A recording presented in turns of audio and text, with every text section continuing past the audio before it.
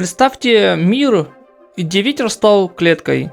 Мир, где сам Бог поднял бурю над небесами, чтобы люди никогда не смогли уйти. И мир, где один безымянный мальчик осмелился бросить вызов божеству. Не мечом, а песней.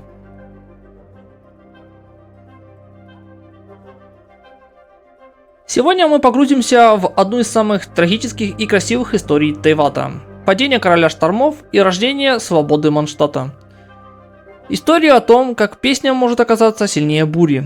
Если вам нравится глубокий лор и скрытые детали мира Геншин, подпишитесь на канал и включите уведомления.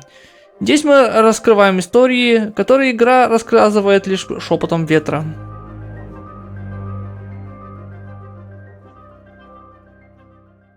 Это было древнее время. Время, когда северные земли не знали ни весны, ни рассвета. Небо было скрыто бесконечной бурей, снег и ветер не превращались ни днем, ни ночью. В центре этой бури возвышалась башня, и на ее вершине сидел тот, кого называли королем штормов, владыка ветра, бог, чья ярость могла сокрушить горы и разорвать само небо. Но он не считал себя тираном, он верил, что защищает людей. Он поднял бурю вокруг их земли, чтобы холод внешнего мира не уничтожил их, чтобы никто не смог приблизиться. Но то, что Бог называл защитой, люди называли клеткой. Они не могли покинуть бурю, не могли увидеть мир за ее пределами, не могли жить свободно. И в их сердцах медленно росла тишина. Тишина, из которой однажды родилась песня. Среди людей жил мальчик. Он не был воином, он не носил доспехов, он не держал меч.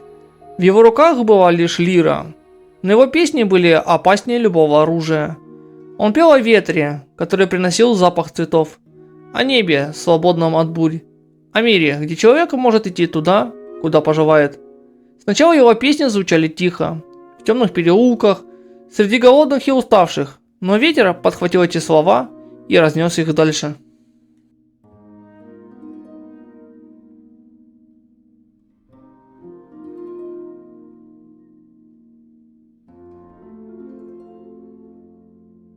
Люди начали слушать. Солдаты, закованные в железо, впервые поднимали головы. Духи ветра, служившие бури, замирали, услышав мелодию.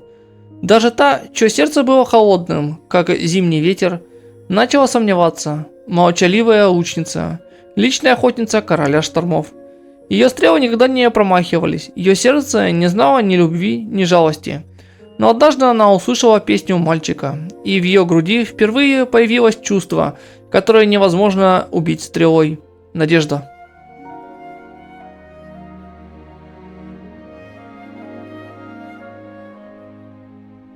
Когда буря стала еще жестче, когда страдания людей достигли предела, началось восстание. Люди поднялись против Бога, духи ветра стали рядом с ними. И даже лучница, служившая трону, направила стрелу против своего владыки.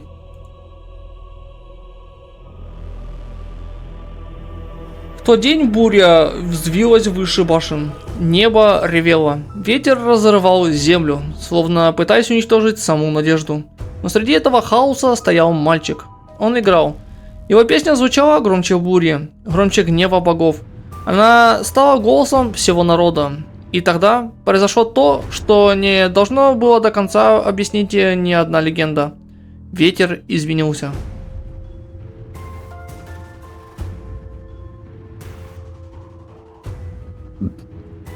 Башня рухнула. Король штормов пал. Но вместе с бурей исчез и мальчик. Его тело исчезло среди ветра и камней, а его имя унесло временем. Никто больше не смог его произнести. Но один дух ветра все помнил. Маленький, почти незаметный. Он видел, как мальчик шагнул навстречу урагану. Он слышал песню, которая изменила судьбу страны. И когда буря наконец стихла, этот дух поднялся над землей. Он принял облик барда и стал новым богом ветра.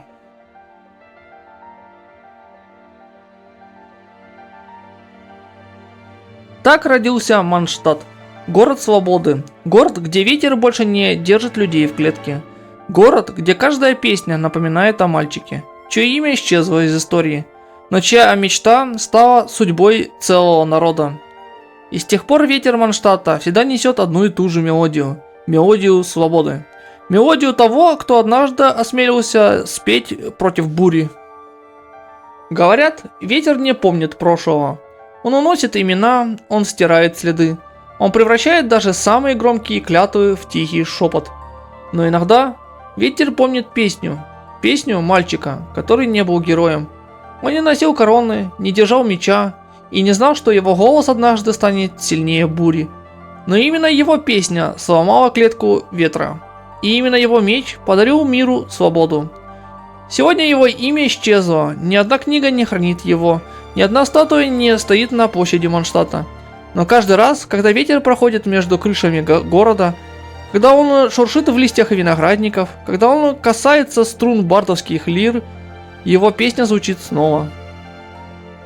Потому что свобода Манштадта не была подарена Богом. Она родилась из мечты одного безымянного мальчика. И пока ветер продолжает дуть, эта песня никогда не закончится.